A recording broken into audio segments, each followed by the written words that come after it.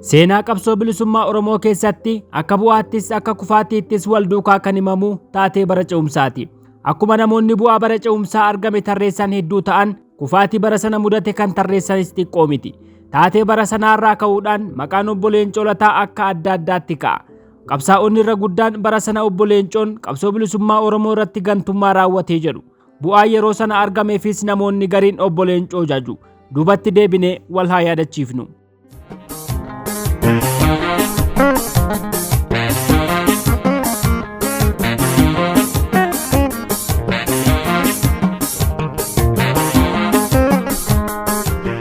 Barri 1960moota seenaa qabsoo bilisummaa Oromoo fi seenaa Oromoo waliigalaa keessatti yaadannoo addaa qabu. Barri kun bara biyyoonni Afrikaa hedduun kolonii Awurooppaa jalaa bilisummaa isaanii labsatan ture. Yeroo kanatti haalli siyaasaa addunyaa saffisaan jijjiiramaa yeroo turee fi yeroo gaaffiin sabootaa beekamtii argatedha. Addunyaan bahaa fi lixatti wal qooddee ilaalcha kaapitaalizimii fi koominizimii moggaafattee wal dorgomaa yeroo turtedha. Barri kun Itoophiyaa keessattis jijjiirama guddaa fideera. Haalli addunyaa dhiibbaa saboota Itoophiyaa keessaa irratti fideen saboonni cunqurfamoon mooticha irratti finciluu eegalan. Lolli raayyaa, fincilli qonnaan bultoota Baalee, sochiin barattootaa fi sochiin waldaa Maccaa fi Tuulamaa walitti ida'ame bu'uurri qabsoo bilisummaa Oromoo kan gaaffii sabichaa walteessee geggeessuu addi bilisummaa Oromoon uumame. Seenaa kana akka ka'umsaatti caqasne gara ijoo dubbii qophii keenya har'aatti dabarra. Qabsoo bilisummaa addi bilisummaa Oromoo geggeessaa ture seenaa saba Oromoo keessatti jijjiirama bu'uuraa yookiin tarkaanfii ka'umsaa ta'uunsaa ni beekama. Addi bilisummaa Oromoo yommuu uumamu addunyaan jijjiirama ariifachiisaa keessa darbaa yommuu jirtutti ture. Itoophiyaa keessatti paartileen siyaasaa yommuu uumaman yaadonni lama garuu falmisiisoo turan. Itoophiyaa keessa gaaffiin sabaa jira moo hin jiru kan jedhu ture. Itoopheessitoonni kanneen akka EPRP cunqursaan sabaa Itoophiyaa keessa hin jiru, kan jiru cunqursaa gitaatii jedhanii amanu. Ilmaan Oromoo baratan hedduun isaanii yaada cunqursaan sabaa hin jiru jedhu kana qabatanii yommuu ka'an, sabboontonni Oromoo muraasni garuu cunqursaan sabaa jira, Oromoon akka sabaatti cunqurfame waan ta'eef akka sabaatti ka'ee falmachuu qabaa jedhanii ejjennoo qabatan. Warri ejjennoo kana qabate adda bilisummaa Oromoo hundeesse. Addi bilisummaa Oromoo gaaffiin sabaa fi gaaffiin gitaa adda bahee hin ilaalamuu jechuudhaan gaaffilee lamaanuu qabatee dhiyaate. Humnoonni tokkummaa Itoophiyaa leellisan tokkummaan sun haala isaan gaaffii sabaa ukkaamsanii deemaniin dhugoomuu akka hin dandeenye kan hubate addi bilisummaa Oromoo saboonni hiree isaanii erga murteeffachuu danda'anii booda yoo fedhii uummataa ta'e mootummaa tokko ijaarratanii jiraachuun akka danda'amu yookiin bifa konfedereeshiniidhaan wal ta'uun akka danda'amu lafa kaa'e. Yeroo sagantaan siyaasaa adda bilisummaa Oromoo bocamutti siyaasni gara bitaa yookiin siyaasni saboota cunqurfamoo dhageettii olaanaa qaba ture. Yeroo tokkummaan Sooviyeet diigame, yeroo sabni xiqqaan Veetinaam mootummaa guddaa Ameerikaa injifatetti addi bilisummaa Oromoonis mootummaa Itoophiyaa kuffisuun ni danda'ama jedhamee akka hundeeffame himama. Kanaafis qabsoo gama hundaa geggeessuuf murteeffame itti seename. Utuu addi bilisummaa Oromoo hin dhalatiin dura addi bilisummaa Eertiraa qabsoo hidhannoodhaan mootummaa Dargii irratti dhiibbaa gochaa jira ture. Gaaffiin sabaa akka malee ol ka'aa waan ta'eef Habashoonni gaaffii sabaa irraa yaaddoo qaban dhalachuu adda bilisummaa Oromoo dura addi bilisummaa Oromoo uumamuusaa odeessu turan. Kunis yaaddoo qaban irraa ka'eeti. Oromoonni gariin maqaa Itoophiyaatiin ijaaramanii qabsoo geggeessuun barbaachisaa akka ta'e amanaa turan. Kunis Oromoota qabsoo kanaaf ka'an gidduutti falmii guddaa uumeera.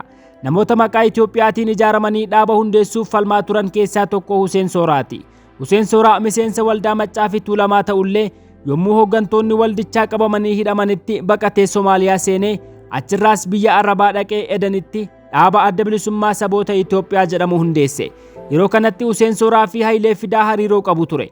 Utuu Oromoo ta'ee jiruu maqaa Itoophiyaatiin dhaaba ijaaruu fi namoonni kaanis maqaa kanaan akka of waaman gochuun isaa sabboontota Oromoo biratti qurrama uumee ture. Huseen Sooraa fi bu'uureessitoonni adda bilisummaa Oromoo wal falmii yommuu taasisanitti gama Huseen Sooraatiin maqaa Itoophiyaatiin yoo deemne malee maqaa Oromootiin yoo deemne addunyaa biratti fudhatama nu dhabsiisaa jedhee yommuu falmu, gama Baarootumsaa Faatiin garuu ammaan booda yoo maqaa Oromootiin sochoone malee addunyaan nu beekuuf hin teessuu jedhanii yaada dhiyeessan.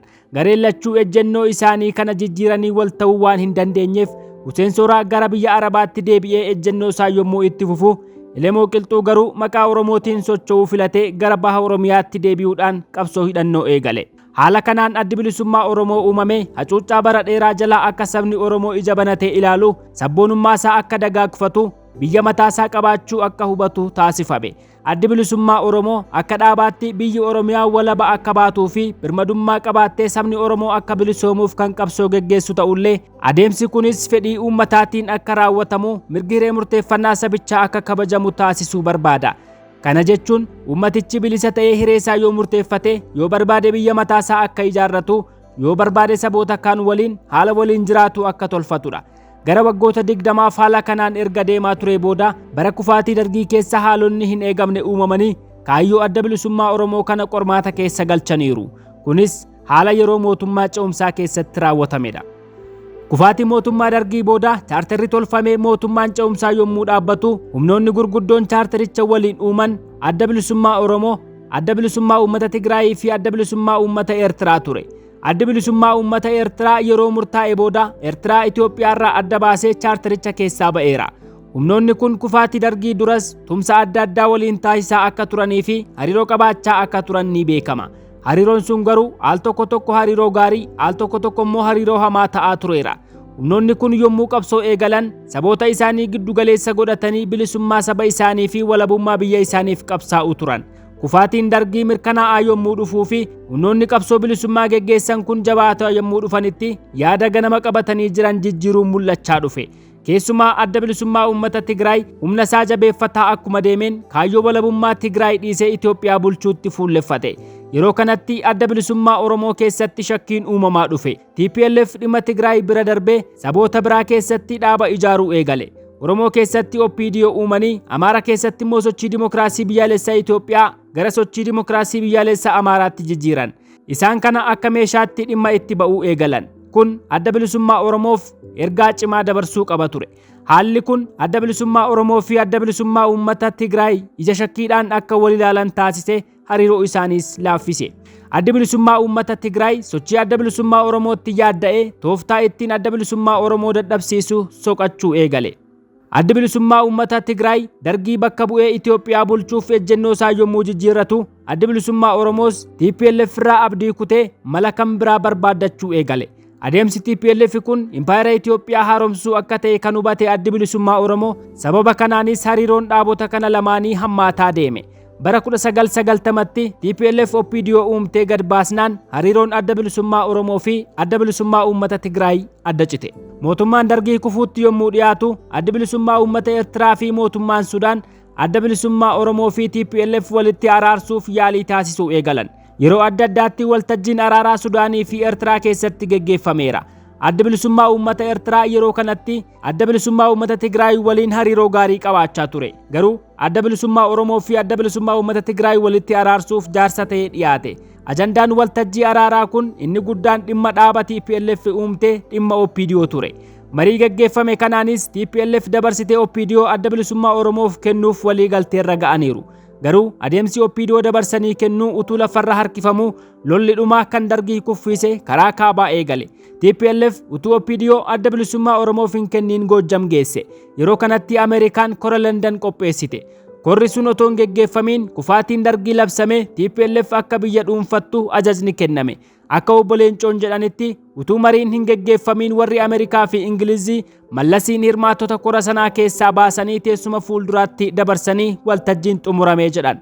Wayita kora London kanatti Herman Cohen Ameerikaa bakka bu'ee warri adda bilisummaa Oromoo dhimma hiree murteeffannaa dhiisaatii dhimma aadaa, afaanii, afoolaa fi kanneen kana fakkaatan kaasaa jedhee akka dubbate obbo Leencoon himanii turan.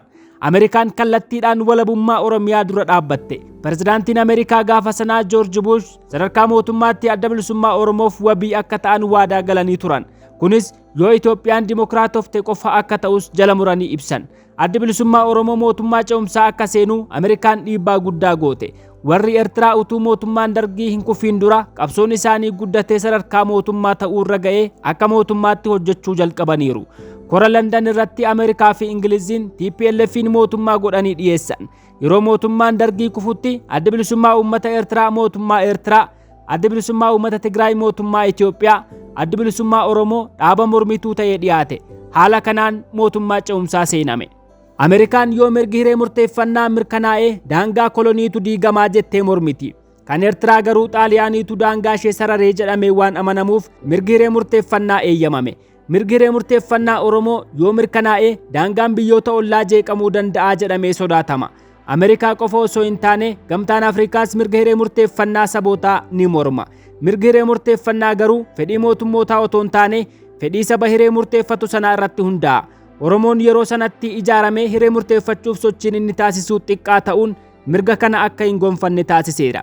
Kufaatii dargii booda lolli isa eeggatu waraana bilisummaa Oromoo waliin ta'uu TPLF hubatee of qopheessuu eegale. Shira adda addaa adda bilisummaa Oromoo irratti xaxuu itti fufe. Adda bilisummaa uummata Eertiraa akka TPLF faamilee horattee adda bilisummaa Oromoo loltuuf gaachana ta'eeraaf. Adda bilisummaa uummata Eertiraa biyya walabaa Eertiraa ijaarratullee TPLF itti hirkatee dinagdee Itoophiyaa keessaa saammachuu barbaada. Dinagdeen Itoophiyaa inni guddaan kan maddu Oromiyaa keessaa waan ta'eef utuu adda bilisummaa Oromoo jiru yookiin utuu inni Oromiyaa irratti humna qabu Oromiyaa saamuun waan hin danda'amneef adda bilisummaa uummata Eertiraa fi adda bilisummaa uummata Tigraay wal ta'anii adda bilisummaa Oromoo cabsuuf hojjetan. Adda bilisummaa Oromoo mootummaa ce'umsaa akka seenuu dhiibbaa kan godhe Ameerikaa fi adda bilisummaa uummata Eertiraa ture. Booda garuu isaanumatu adda bilisummaa Oromoo irratti shira xaxee dirree siyaasaa keessaa dhiibee baase. Yeroo sanatti walabummaan Eertiraa Ameerikaa irraas adda bilisummaa uummata Tigraay irraas deeggarsa argate. Inumaayyuu Shaabiyaa caalaa kan walabummaa Eertiraaf falmaa ture wayyaanee akka ta'e obbo Leencoon ibsanii turan. Adda bilisummaa uummata Tigraay fi adda bilisummaa uummata Eertiraa walii isaanii gidduutti akka waan wal dhabdeen jiruutti olola walirratti oofu ture. Garuu garaagarummaan isaanii lafarratti hin mul'atu. Waan wal dhabdee qaban fakkeessaa karaa biraatiin OPDO uumuu keessatti waliin hirmaataa turan. Shaabiyaan namoota Oromoo ta'an kan dargii irraa booji'ee dabarsee TPLFif kennaa ture.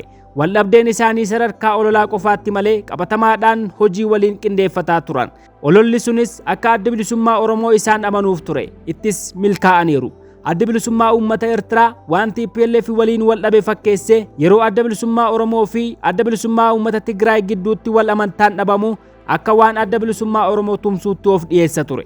Adda bilisummaa Oromoo mootummaa ce'umsaa seenuuf dhiibbaan Ameerikaa fi adda bilisummaa uummata Eertiraa akkuma jirutti ta'ee mootummaan Sudaanis gama isaatiin yoo mootummaa ce'umsaa seentan malee asiin darbuu hin dandeessanii jedhee Londanitti dhaamsa erge. Kunis gufuu guddaa ture. Mootummaan Sudaan adda bilisummaa uummata Eertiraa fi adda bilisummaa uummata Tigraayiif duubbee kennee tumsaa ture.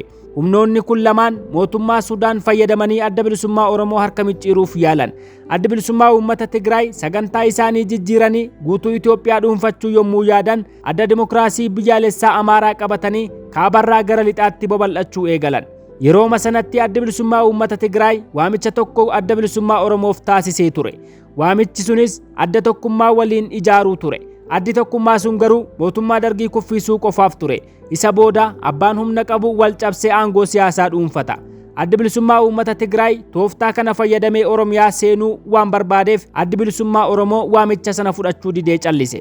Waamicha sana keessatti kan hammatame kan biraan waamicha Tarsiimoo ture. Kunis mootummaa dargii waliin lolanii kuffisanii isa booda gara dhaaba tokkootti dhufuu ture. Hoggana tokko filatanii dhaaba tokko ta'uu jechuudha. Kanas addi bilisummaa Oromoo hin fudhanne ture. Addi bilisummaa Oromoo gama isaatiin adda tokkummaa kan dhaabonni hunduu keessatti hirmaatan dhiyeesse.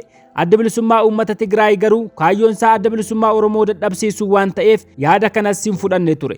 Abbaa Duulaa Gammadaa miseensa hoggana adda dimokiraasii biyyaalessaa Itoophiyaa ture. Boodarraa TPLF Abbaa Duulaa faa qabattee OPDO hundeessite. Tooftaan dhumaa adda bilisummaa uummata Tigraay adda bilisummaa Oromoo balleessuuf yaale waraana isaa hanga tokko ergee mooraa waraana bilisummaa Oromoo seensisuudhaan hooggantoota adda bilisummaa Oromoo fi waraana bilisummaa Oromoo adda baasuuf carraaqan. Hooggantoota dhabamsiisanii waraana bilisummaa Oromoo qabatanii socho'uuf yaalan. Hooggantoota caalaattiyyuu waraanni bilisummaa Oromoo waan isaan mormeef abdii kutatanii ba'an. Itti fufanis biyyoota alaa keessa naanna'uudhaan hawaasa Oromoo waliin marii taasisanii deeggarsa argataniin dhaaba haaraa uumuu yaalanii ilmaan Oromoo harkatti waan didaniif sunis fashalaa'e. Adda bilisummaa uummata Eertiraa kan adda bilisummaa Oromoof waadaa galee gara mootummaa ce'umsaatti dhiibaa ture adda bilisummaa uummata Tigraayiin sobame. Adda bilisummaa uummata Tigraay akka waan ABO'n adda bilisummaa uummata Eertiraaf yaaddoo ta'etti itti himte. Akka waan yoo ABO'n aangoo siyaasaa qooddate dantaan adda bilisummaa uummata Eertiraa tuqamuutti yoo TPLF qofaasaa biyya dhuunfate garuu akka waan dantaan isaanii eegamuutti itti himame. Adda bilisummaa uummata Eertiraa haala kanaan sobamanii akka waan biyya lama qabaniitti of yaadan. Eertiraa kan dhuunfaa isaanii godhatanii Itoophiyaa mootii TPLF waliin bulchuu yaadan. Haala kanaanis dinagdee Itoophiyaa keessaa maddu qooddachuuf hawwan. Waggoota gara jalqabaa kanatti milkaa'aniiru. hanga bara 1997tti Eertiraan biyyoota Afrikaa keessaa buna gabaa biyya alaaf dhiyeessuudhaan dursaa turte. TPLF'n amananii adda bilisummaa Oromoo ganan. Humna waraanaallee bobbaasanii adda bilisummaa Oromoo lolan. Adda bilisummaa uummata Eertiraa kadhatanii sossobanii waadaa seenanii fi adda bilisummaa Oromoo mootummaa ce'umsaa seensanii erga seenamee booda hariiroo ture laaffisuu eegalan. Mootummaa ce'umsaa sana keessaa dhiibanii baasuudhaaf adda bilisummaa uummata Tigraay waliin wal gargaaranii adda bilisummaa Oromoo irratti lola banan. Hanga adda bilisummaa uummata Tigraay fi adda bilisummaa uummata Eertiraa dantaa irratti wal dhabanitti adda bilisummaa uummata Eertiraa TPLF waliin ta'ee adda bilisummaa Oromoo dhabamsiisuuf hojjete. Gaafa duraa TPLF qofaasaa akka biyya kana dhuunfatu eeyyamuu hin qabdanii jedhee kan adda bilisummaa Oromoo kadhate adda bilisummaa uummata Eertiraa ture. Booda faallaa kanaa dhaabbatan. Hanga adda bilisummaa uummata Tigraay fi adda bilisummaa uummata Eertiraa wal lolanitti akkasiin itti fufe. Lolli isaaniis olaantummaa hawwuu irraa akka madde obbo Leencoon barreessaniiru. Boodarra garuu dhiibbaa Ameerikaatiin maddi wal dhabdee isaanii dhimma lafaa akka ta'etti dhiyaateera. Mootummaa ce'umsaa keessatti adda bilisummaa Oromoo irratti dhiibbaan hammaachaa yommuu deemutti utuu hoogganni Finfinnee jiru baadiyyaa Oromiyaa keessaa waraana bilisummaa Oromoo irratti lolli banamee utuu jiru mariin geggeeffamaa ture. Marii kana kan hoogganu Isaayyaas Afeworqii ture. Marii marsaa baay'eef taasifameen booda isa dhuma gama obbo Leencoo Faarraa yaanni waraana humna lachuu mooraatti galchuu dhiyaate. Waraanni kan adda bilisummaa uummata Tigraay fi kan adda bilisummaa Oromoo lamaan isaaniiyyuu mooraatti galanii humni biraa kan siyaasarraa bilisa ta'e waraana biyyaa ta'uu akka ijaaramuuf karaa adda bilisummaa Oromootiin gaaffiin dhiyaate. Ambaasaaddaroonni biyyoota adda addaa marii kanarratti argaman yaada kanarratti gammadanii fudhatan. Isaayyaas garuu ni morme. Yeroo kanattis ambaasaaddarri Jarmanii kan waltajjii sanarratti argame Isaayyaas maaliif akka morme gaafatee ture. Ambaasaaddarichi qabatamaatti hojiitti hiikamuu hin danda'u moo maaliif mormitee jedhee Isaayyaasiin yommuu gaafatutti Isaayyaas deebii yommuu kennu qabatamaatti hojiitti hiikamuun ni danda'amaa jedhee deebise. Garuu immoo wanti kun ta'uu waan hin dandeenyeef utuu hin taane ejjennoon Isaayyaas ta'uu akka hin qabne gochuu waan ta'eef mormii dhiyeesse. Ambaasaaddarri sunis haala Isaayyaas erga hubatee booda amma dubbinnaaf galteetti jechuudhaan jaarsummaan adda bilisummaa Oromoo fi adda bilisummaa uummata Tigraay walitti araarsuuf taasifamaa ture addaan akka cite obbo Leencoon dubbatanii turan. Haala kanarraas kan hubatamu Isaayyaas duraan michuu adda bilisummaa Oromoo of fakkeessaa ture amma adda bilisummaa Oromootti dugda gatuudhaan humna adda bilisummaa Oromoo laaffisuu irratti hojjete. Yeroo sanatti waraanni adda bilisummaa uummata Eertiraa waraana adda bilisummaa uummata Tigraay waliin Itoophiyaa to'atee waan jiruuf wal gargaaranii adda bilisummaa Oromootti duulan. Waraanni adda bilisummaa uummata Eertiraa hanga bara 1997tti Itoophiyaa keessa ture adda bilisummaa Oromoo lolaa tureera. Turtii kana keessatti adda bilisummaa uummata Tigraay waraana isaa ijaarratee geessifatee of tuuluu eegale. Isaayyaas Afeworqii gaanfa Afrikaatti Oromoon humna ta'ee akka ba'u waan hin barbaanneef qabsoo bilisummaa Oromoo dura dhaabbata. Ameerikaa fi Ingiliziin egereen Itoophiyaa waan isaan yaaddesseef kora Landan waaman. Yeroo korri sun gaggeeffamuuf jedhutti humni tikaa Ameerikaa Ingilizii magaalaa Finfinnee keessaa haala ittiin mangistuu baasan irratti hojjetaa turan. Yeroo waraanni adda bilisummaa uummata Tigraay fi adda bilisummaa uummata Eertiraa magaalaa Finfinneetti dhiyaatutti Mangistuu Hayilemaariyaam qindeessummaa Ameerikaa fi Ingiliziitiin biyyaa baafame. Kora Landan irratti Ameerikaa fi Ingiliz bakka bu'oota dhaabota sadanii qofaatti dubbisaa akka turan kitaaba seenaa obbo Leencoo Lataa irratti barreeffame sanaaf irratti ibsameera. Adda bilisummaa Oromoo waliin garuu biyyoonni kun marii ijoo qabuu hin goone ture. Dhimmi adda bilisummaa Oromoo akka bakka murteessaa argatu hin taasifne. Yeroo adda bilisummaa uummata Tigraay fi adda bilisummaa uummata Eertiraa magaalaa Finfinnee dhuunfatanitti humni adda bilisummaa Oromoo baadiyyaa Oromiyaa keessaa waan hin baaneef humni adda bilisummaa Oromoo kora Landan sanarratti ulfaatinni isaa xiqqaa ture. Utuu gara kora Landan hin deemin dura ejjennoo adda bilisummaa Oromoon qabatee ture adda bilisummaa uummata Tigraay waliin mootummaa ce'umsaa hin seennuu kan jedhu ture. Jilli adda bilisummaa Oromoo murtii kana fudhatee Landan deeme murtii kana jijjiiree mootummaa ce'umsaa seenuu murteesse. Akka obbo Leencoon jedhanitti murtiin kun kan jijjiirame sababa dhiibbaa Ameerikaa fi Ingiliz cinatti yeroo sana duubbee adda bilisummaa Oromoo kan taate Sudaanis dhiibbaa waan gooteefi dhiibbaan adda bilisummaa uummata Eertiraas hunda caalaa dhiibbaa kan uume ture. Akka adda bilisummaa Oromoo mootummaa ce'umsaa seenuu kan taasise Mallas Zeenaawwii ture jedhama. Adda bilisummaa Oromoo adda bilisummaa uummata Tigraay waliin mootummaa ce'umsaa akka hin seenne murteeffachuunsaa adda bilisummaa uummata Tigraayiif yaaddoo ture. Adda bilisummaa Oromoo humna isaa jabeeffatee lola yoo itti fufe adda bilisummaa uummata Tigraay tasgabbooftee Itoophiyaa bulchuu hin dandeessu ture. Mootummaa ce'umsaa seensisanii adda bilisummaa Oromoo rukutuu waan yaadaniif Ameerikaa fi Ingiliz amansiisee kan kora Landan irratti adda bilisummaa Oromoo hirmaachisee Mallas ture. Adda bilisummaa Oromoo kora Landan deemuu fi mootummaa ce'umsaa irratti hirmaachuun akka humni tikaa Ameerikaa fi Ingiliz waa'ee adda bilisummaa Oromoo qoratanii basaasaniif carraa baneera. Isa dura waa'een adda bilisummaa Oromoo biyyoota kanaaf ifan turre. Erga adda bilisummaa Oromoo basaasanii ejjennoo isaa hubatanii garuu haga guyyaa har'aatti kaayyoo adda bilisummaa Oromoo dura dhaabbachuutti jiru. Waa'een adda bilisummaa Oromoo isaaniif haaraa ta'uyyuu fedhiin Oromoo maal akka ta'e ni beeku ture. Waan beekaniifis weerartoota deeggaranii Oromoo cabsaa turan. Mootummaan ce'umsaa yeroo hundaa'utti dhaabbileen naannoo of harkaa qaban akka bulchan murtaa'ee ture. Adda bilisummaa Oromoo baha Oromiyaa fi dhiha Oromiyaa bakkoota murtaa'oo qabatee bulchaa ture. Oromiyaa bakkoota baay'ee waraanni Aduwaayii waan qabateef bakka sana OPDOtu bulchaa ture. Adda bilisummaa Oromoo utuu Oromiyaa hin dhuunfatiin mootummaa ce'umsaa seenuunsaa kutaa Oromiyaa bakka muraasa qofa akka bulchu isa taasiseera.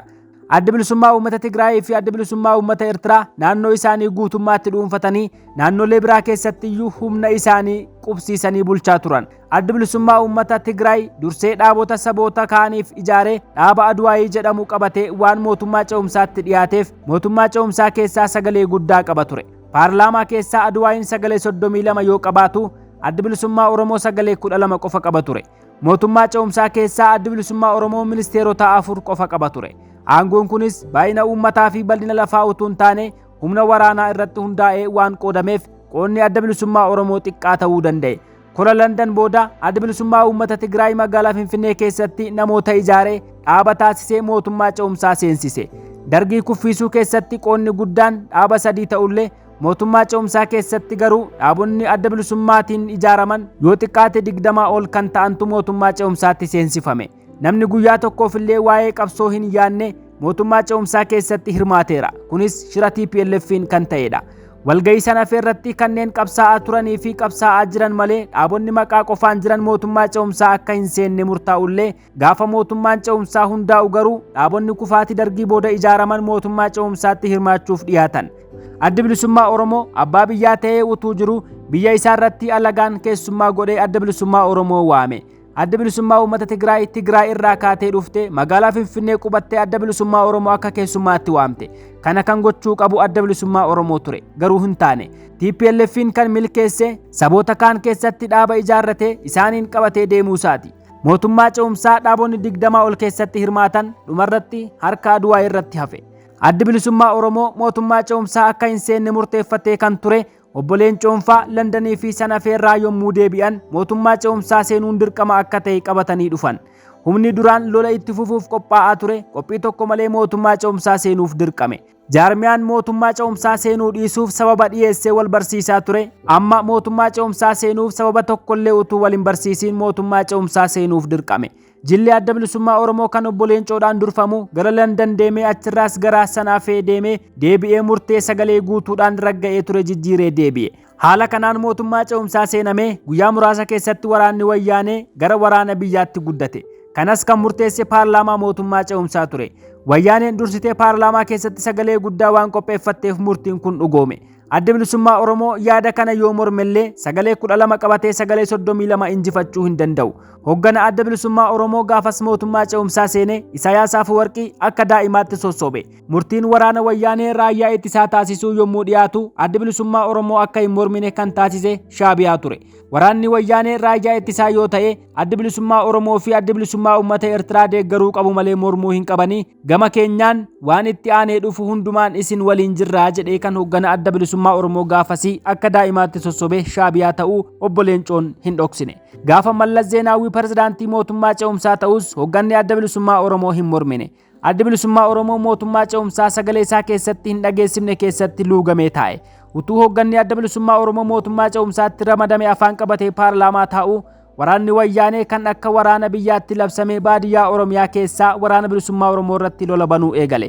Gara fuulduraatti filannoon geggeeffamuuf waan karoorfameef utuu waraanni wayyaanee biyya dhuunfatee jiru filannoon geggeeffamu filannoo akkamii akka ta'e ni hubatama. Dhimma wal loluu humna kana lamaanii irratti dhaabota lamaan gidduutti mariin ni geggeeffama garuu fala hin fidu. Waraanni adda bilisummaa Oromoo fi waraanni adda bilisummaa uummata Tigraay akka mooraa seenuuf walii galteen taasifame. Yaada waraanni mooraa galuu kana kan dhiyeesse hoggana adda bilisummaa Oromoo gaafasii kan walgahii sana irratti hirmaate akka ta'e obboleen Coon kitaaba waa'ee isaanii barreeffame Sanaafee kan jedhu irratti dubbataniiru. Abbaa Caalalaataas kanuma barreessan. Yaadni kun hin mormamne. Dirreen adda bilisummaa Oromoo qabsoo irraa geggeessuu gurguddaan dirree bahaa fi lixaa ture. Hogganoonni dirree kana lamaan irra jiran haalaan mari'atanii wal amansiisanii miseensota amansiisuuf rakkisaa ture. Haalli chaartaraas ariifachiisaa waan ta'eef hogganni dirree bahaa fi dirree lixaa jiru utuu gad fageenyaan irratti hin mari'atin Finfinneetti wal haa arginu jedhamee akka itti seename obbo Dhugaasaa Bakakkoo kitaaba isaanii dhiyoo kana maxxansan jalqabbee seenaa adda bilisummaa Oromoo fi qabsoo Oromoo jedhu keessatti barreessaniiru. Gama obbo Leencoo Lataatiin garuu yaadni sagantaa siyaasaa dhaabichaa yookiin kaayyoo dhaabichaa jijjiiruu sammuu keessa buleera.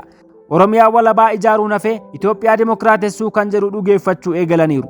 Waldhabdeen kaayyoo adda bilisummaa Oromoo keessatti uumame inni guddaan bara chaartaraatii jedhama. Obbo Leencoon duraanis Mallas Zeenaawii waliin hariiroo addaa akka qabutti himamaa kan ture. Erga adda bilisummaa Oromoo mootummaa ce'umsaa keessaa ba'ee booda obbo Leencoon gara Mallasitti deddeebi'ee waliin haasa'aa akka ture obbo Leencoonis hin dhoksine.